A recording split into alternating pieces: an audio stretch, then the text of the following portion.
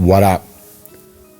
It's your boy Wall Street, back again, ready to talk some hoops, as I do. And first and foremost, I want to start off by saying Happy Thanksgiving. I am very thankful that I have so many great people like you all watching and listening to my videos and hearing me gab on and on about basketball and the thing that I love, which is basketball, the NBA. And I hope you're enjoying your Thanksgiving holiday with your loved ones, eating some turkey, watching some football, all that. But just wanted to say thank you all for tuning in. For those who have not tuned in before, welcome. Here we are.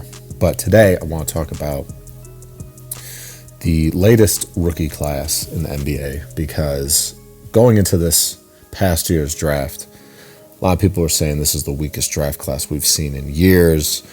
You know, there's no all-stars in this draft. They're all going to be role players, this, that, the third.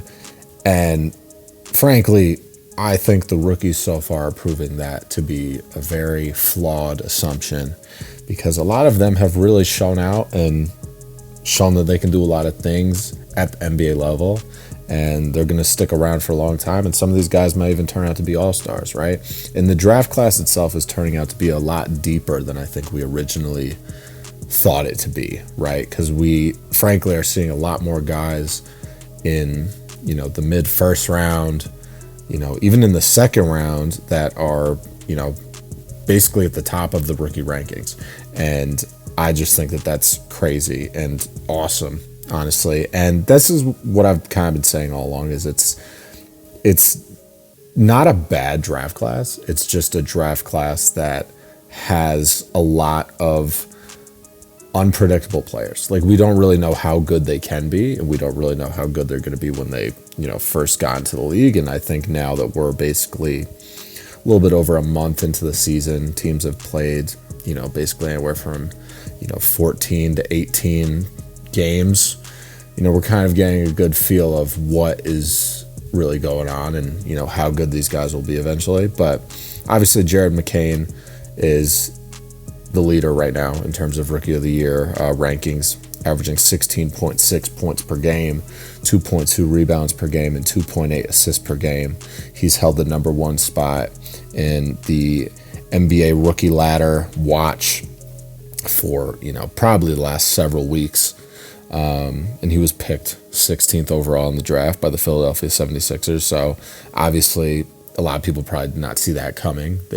I personally thought Jared McCain was going to be a really good player. He's a great scorer, good shooter, and plays with confidence. So any guy that can play with confidence at the NBA level is going to just have a much better chance to succeed than someone who doesn't play with confidence. So that's always a good thing to see.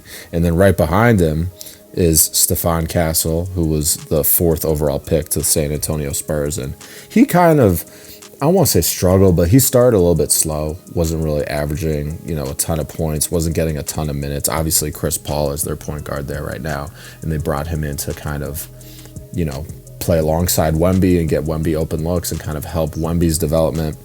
But obviously, I think Chris Paul is also going to help Stephon Castle's development. It's just going to be a little bit of it's going to be a feeling out process until Stephon Castle really takes that starting spot, and Chris Paul's kind of just going to be that veteran that comes off the bench. I mean, Chris Paul's basically almost 40 years old, so he's probably not going to be a starting point guard for much longer, but he could still be a valuable bench player for sure. But Stephon Castle's averaging 11.6 points per game, 2.7 rebounds per game, and 3.7 assists per game. And even his teammates, like Wemby's saying, he plays like he's been in the league for, a few years. He doesn't play like a rookie. He plays a lot more, he plays with a lot more composure, plays a lot more, makes experienced plays, things like that. He's just a guy like that is obviously going to have a huge upside potential.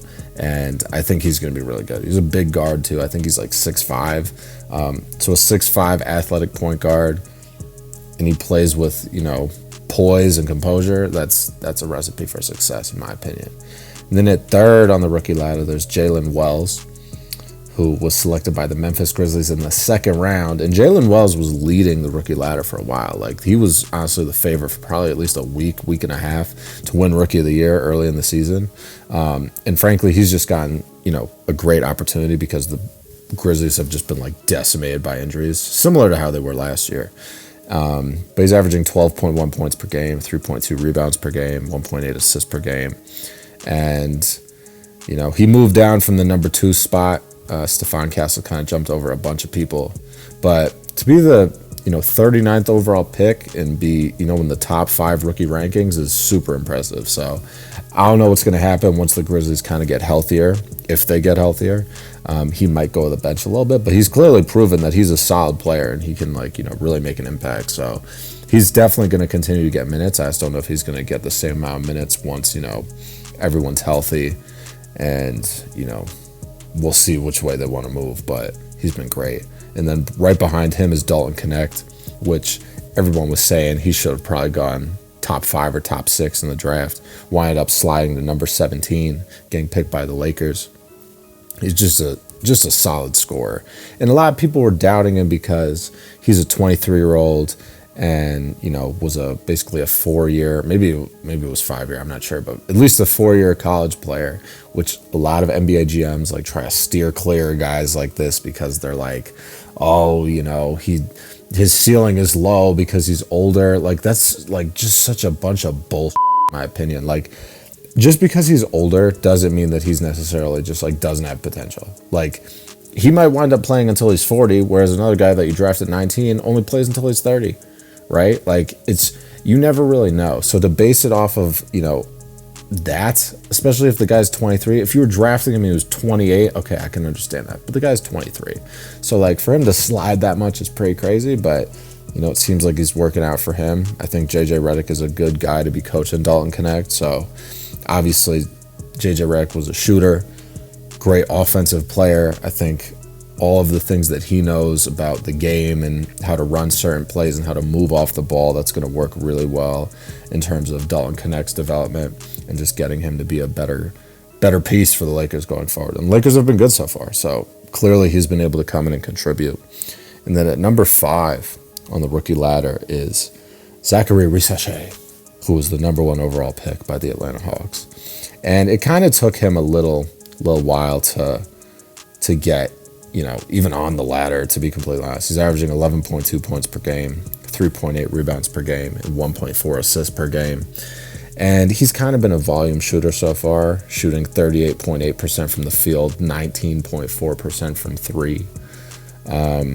And just, he's been decent, but he's going to have to figure out how to be more effective. And if he can just up his shooting percentages, he's like a, 15 to 20 points per game guy, for his career, I think. He's got to get a little bit better at just taking smart shots, not rushing his shots, and just playing with confidence, frankly. I think he's under a lot of pressure because a lot of people are like, oh, this guy shouldn't be the number 1 pick. No one knows about him, this, that, whatever. I mean, it's just, it comes with the whole attitude that people have had about this draft class all along. So I think he's going to be fine at time, though. He's got a ton of potential for sure. And then the next 5 after that, you got Yves Missi, who's, I think he was drafted. When was he drafted? He was the 21st pick in the first round by the Pelicans, averaging 7.5 points per game, 7.3 rebounds per game, and 1.1 blocks per game. He's obviously been getting a lot of time because the Pelicans, similar to the Grizzlies, are just decimated by injuries right now. So he's probably going to continue to get time, which I think is good for a guy like this. He's going to get more exposure, get to play against different, centers, power forwards, different guys in the league that will definitely give him trouble, and he'll learn from it. So I'm super excited to see what he turns into. And then at 7, we have one of my favorite rookies, Alex Sarr, currently averaging 10.6 points per game, 6.4 rebounds per game, and 1.9 blocks per game. So he was obviously the 2nd overall pick by the Wizards. He has not been great so far. I need to see him play with a little bit more energy and, just kind of get after it more. And, we'll see where it goes from there. But he's getting a little bit better. Their last game they played against Chicago, before today, they got blown out by the Clippers today. But the game before that they played against Chicago, He went 4 of 5 from 3, which was great. He had 20 points. So he's showing flashes and signs that he can be really good. He just really needs to like tighten up his skills. Like he needs to tighten up the shooting, needs to tighten up the ball handling, and just play with more aggression and energy. And I think if he does that, his potential is sky high. He definitely has the most potential in the draft by far out of anyone if he can just work on those 3 things that I just mentioned. But, you know, we'll see where that goes. And then we have Zach Edey, also averaging 11 points per game, almost 7 boards, a block a game. And he's playing good. He's shooting, shooting pretty decent from the field, like right around 60%. Right after that, we got Bub Carrington, another one of my favorite rookies because he's on the Wizards, obviously. 9.5 points per game, 4.1 rebounds per game, and 4.6 assists per game. He's honestly one of the most versatile players in the draft, in my opinion. 6'5" point guard. Does a lot of things, and he rebounds with aggression. That's one of the main things I've noticed about Bub is he goes after every board, goes after every loose ball. He's talking trash to people. I remember the first game of the season, he was talking trash to Drew Holiday like he was a veteran, and I was like, all right, I love this guy already. Great pick. So I'm super excited to see what he turns into. And then rounding out, you know, the top 10 here, we have Tristan da Silva, who's been filling in for the Orlando Magic in the absence of Paolo Banchero. Has been contributing pretty solid. It was the 18th overall pick, 7.5 points per game, 3.9 rebounds per game, and 1.8 assists per game. So that should give you a little taste of how deep this draft class is. I think it's just going to take a little while for these guys to really get their bearings and kind of understand what kind of player they are and, you know, what they need to do to really contribute in the league and what's going to be the most effective role for them to play. But I do think there's going to be a couple of all-stars in this draft. I think Jared McCain, if he improves on the season he's having right now for the next couple of years, he's absolutely going to be an all-star. I think Alex Sarr has all-star potential. I think Zachary Risachet has all-star potential. I think a lot of these guys are going to be really good. I think Zach Edey, honestly, could be really good. You know, he just has to really understand how to play the game at the NBA level a little bit more and kind of just gain a little bit more confidence. And I think he's going to be great. Bub Carrington, too, great. I think Keyshawn George, who I didn't even mention, who's a Wizards rookie as well, has a lot of potential, plays with a ton of confidence, plays super hard. And that's the most important thing, is if you're just giving it your all out there, you know, good things will come. You know, you might not necessarily make it to the All-Star game or be an MVP, but you're going to be the best player that you can possibly be if you're playing your heart out there. So I want to know what you guys think, though. Let me know what you think about this rookie class so far. Do you think this class is as deep as I'm, talking about it as, or do you think this is a bunch of duds in this class? I want to know what you guys think. I want to get your thoughts on this. So as always, if you like the video, please give me a thumbs up. If you're not already subscribed, please go ahead and hit that subscribe button. Got a ton more content coming your way. And if you not like the video, give me a dislike. Let me know what's up. I'm cool with it. So, but without further ado, happy Thanksgiving. Hope you guys are enjoying the day. And I'll catch you with the next one. Stay safe. Have fun. Peace.